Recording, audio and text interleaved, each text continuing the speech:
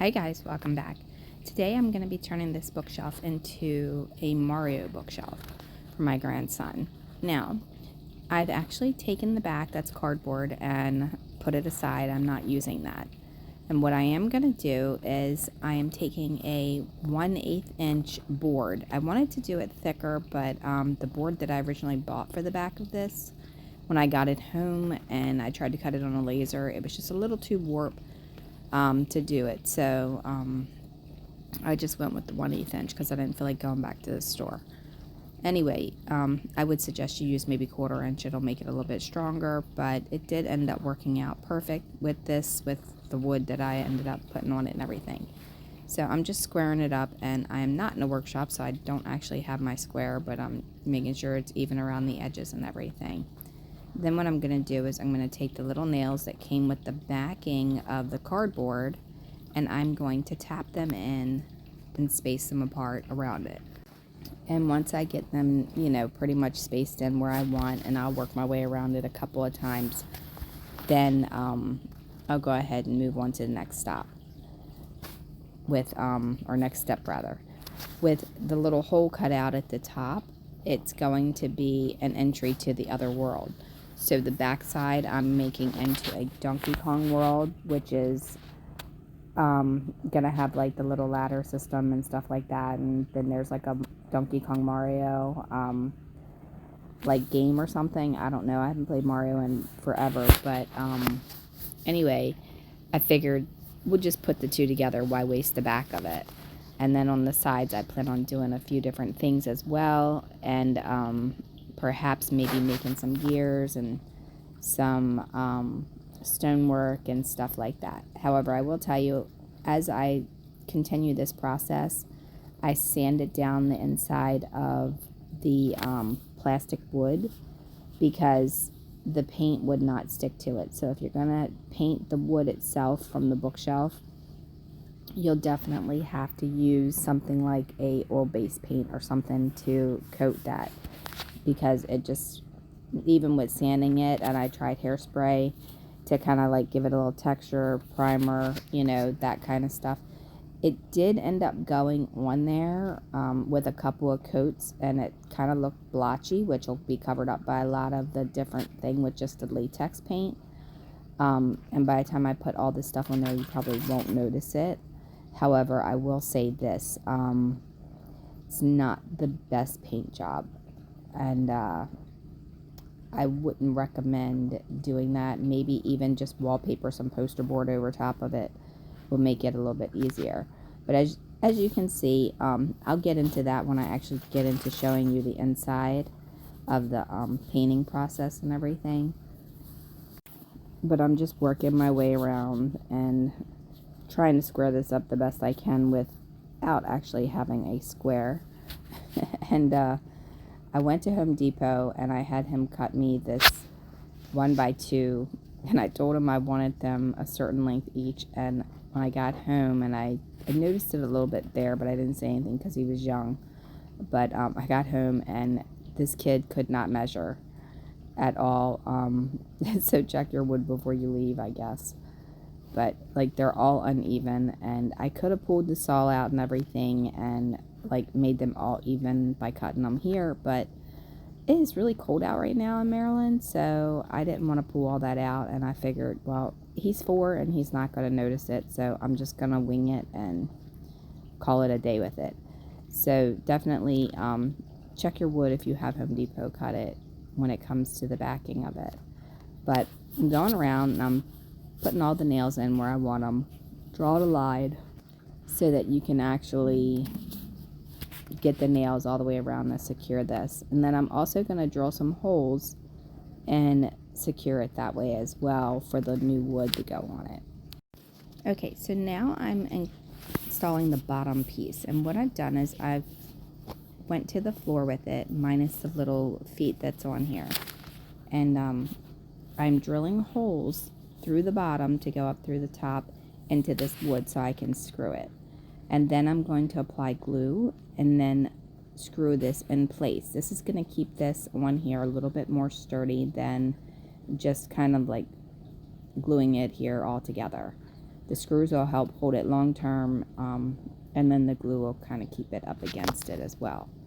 And I'm just using some Titan glue, and of course, you know, the lids are always on here, and this is like kind of funny because it reminds me back from a day when my dad was like, close the lid, you're gonna dry it out and it's gonna get gunk up in the top. And of course, you know, I never listened to him when he was alive, and now I'm like years later after, you know, my dad has been gone, I'm sitting here thinking, should have listened to him about shutting the glue, because I have to get my husband to open this glue, and he had to actually get a pair of pliers to get it open. And then he looks at me with a funny look like, really?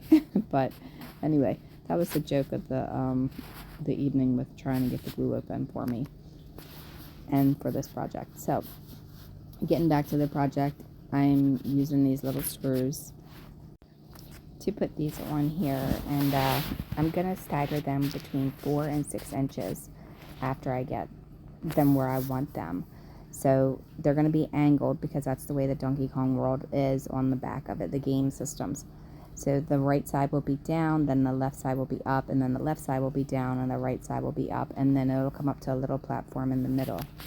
And I know that the little hole that I have cut out and designed that I did on the laser on the right is not typically there, but I'm going to put a ladder going up to that, and then hopefully that'll take it to where it looks like it's supposed to be that way when they enter the other world, which will end up being colorful, and you know, it'll have the dungeon on the bottom level because I just felt that's where it should be. But anyway, continue to follow, like, subscribe, leave a question, suggestion, or comment below if you want to see the rest of this process. And I'm going to speed this up so you can kind of see how I staggered them, and then we'll finish up this video, and then I'll post the next one. Alright, so I'm measuring 4 to 6 inches, like I said, with alternating from left to right. I'm also putting the board down, and then I'm measuring and marking where that board's going to be, and I'm putting glue. However, before you put the glue down, you need to drill your holes in that line. I did 3 for my screws to go through. Then you can glue it in place. I didn't show you this step here because I totally like spaced out doing it. It's like 11:30 at night, and I ended up taking these boards back off and then put them back on after I realized I forgot to drill the holes. So drilling the holes, what it does is it shows you exactly where you need to drill through to go to the boards on the other side, because you need to pre-drill. Don't try to just screw into these boards because it'll split the wood. Pre-drill it, go through each one, and drill from the back side so you have the vision from the inside, and then put your holes in there, drill it in, and then screw your screws in, and then that's going to secure those boards to the back. You'll have the glue and the screws, so they shouldn't go anywhere. Now, once you get that done, do that through all of the things, and then when you install the inner parts of this, you can literally just hide these screws with whatever you're decorating it with. Just put something like a cloud over top of it, or a little box, or whatever. The other thing I did is I put the shelf in, and then I scored it with like the back of my ruler so that I could actually drill holes on the inside of the shelf, because I don't want these pegs in here that's going to hold the shelf in. I literally want to secure this with screws, because I feel like the pegs are gonna fall out, and then they're, you know, gonna be a problem. If I screw them in place, then at least this will be sturdy because it'll hold it all together and it won't bow. Because, you know, most of these little bookshelves that you get from the Walmart or wherever, they're made with particle board, and they're very flimsy if you put weight and stuff like that on them. Obviously, I don't plan on putting weight, you know, or weighted items on this, but I do want this to be sturdy, and I don't want it to just like fall or, you know, tip over on my grandson or anything like that with these shelves falling out while he's putting his toys and stuff on it. So I'll cover these screws up with something on the outside. I'm thinking maybe like a brick or something, like a big brick, kind of like a cinder block looking brick that will be staggered going up to the sides of it. Alright, now for the top, as you can see, I made it higher because I wanted them to come into the world from that side. And then because I did not want to like put notches in this to hold it into there. I just went ahead and used some crazy glue and some wood glue, and I secured these in place. And then after I put those on, I ended up putting little tiny cubes at the corner to keep the top together. You'll see me screw it together, but I didn't screw it completely because I want to remove the screws after the glue dries. And that's what I did with this part. Alright, now you'll see, this is what it's going to look like with the backing on it. You'll see the screws in there, obviously. And then there's 2 holes at the top for the pipes to come in. So keep watching the series if you want to see this continue. Leave a question, suggestion, or comment below. And don't forget to hit the bell to get notified. Alright, thanks a lot. Have a wonderful, wonderful day.